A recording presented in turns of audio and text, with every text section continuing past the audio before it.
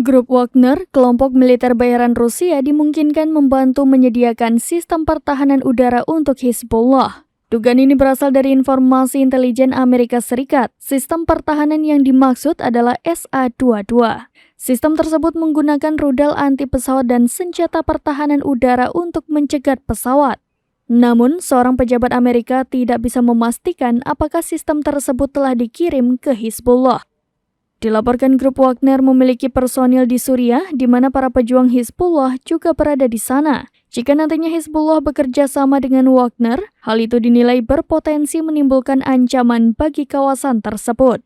Diketahui Hizbullah sudah memiliki persenjataan yang mengesankan. Penambahan pertahanan udara di luar rudal permukaan ke udara yang ada akan meningkatkan ancaman yang ditimbulkan oleh kelompok tersebut. Hizbullah sendiri disebut berulang kali mendapat bantuan militer dari Iran.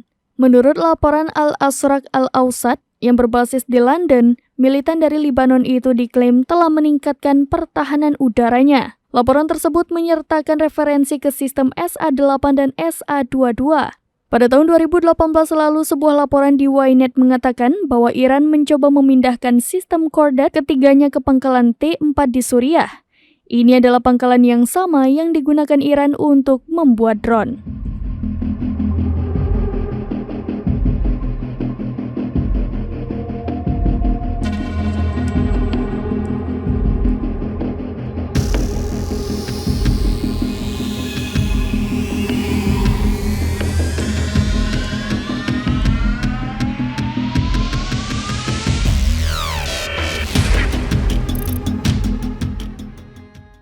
Download Tribun X sekarang, menghadirkan lokal menjadi Indonesia.